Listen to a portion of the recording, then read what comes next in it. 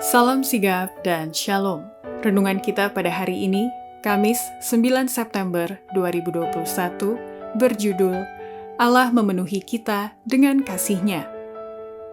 Ayat intinya terdapat di dalam Lukas 5 ayat 38. Tetapi anggur yang baru harus disimpan dalam kantong yang baru pula.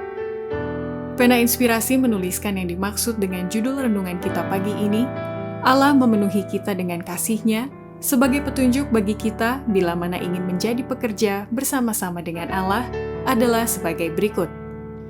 Pertama, seseorang yang telah dipenuhi kasih Kristus akan merasakan kedamaian, karena kasih itu telah mengubah kegersangan menjadi kesuburan dalam hidupnya.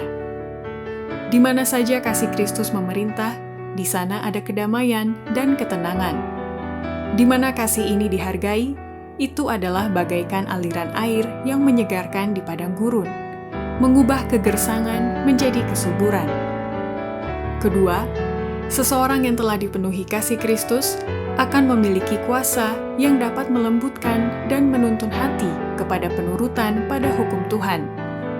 Kristus menarik hati para pendengarnya dengan menunjukkan kasih-Nya, dan kemudian, sedikit demi sedikit, sebagaimana mereka mampu mengerti, Ia membukakan kepada mereka kebenaran besar kerajaan itu. Kita juga harus belajar untuk menyesuaikan pekerjaan kita dengan keadaan orang, untuk menemui orang dimanapun mereka berada. Sementara penegasan hukum Tuhan harus dibawakan ke seluruh dunia, kita tidak boleh melupakan kasih. Kasih Kristus adalah satu-satunya kuasa yang dapat melembutkan hati dan menuntun kepada penurutan. Ketiga, seseorang yang telah dipenuhi kasih Kristus akan melembutkan dan menundukkan tanah hati untuk bibit yang baik dari kebenaran. Ingatlah bahwa dalam menyajikan kebenaran harus dilakukan dengan sangat berhati-hati. Tuntunlah pikiran dengan hati-hati. Tetaplah tinggal dalam kesalehan yang praktis. Melakukan hal yang sama dalam percakapan atau khotbah yang bersifat doktrin. Ajaran dan kasih Kristus akan melembutkan dan menundukkan tanah hati untuk bibit yang baik dari kebenaran.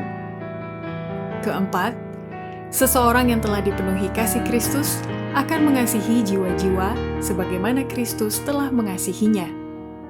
Kita terpanggil untuk mengasihi jiwa-jiwa sebagaimana Kristus telah mengasihi mereka, untuk merasakan satu pergumulan bagi jiwa-jiwa di mana orang-orang berdosa harus ditobatkan. Presentasikan kasih Kristus yang tidak ada bandingannya. Jangan tonjolkan diri sendiri. Demikianlah renungan kita pada hari ini. Kiranya Tuhan memberkati kita semua.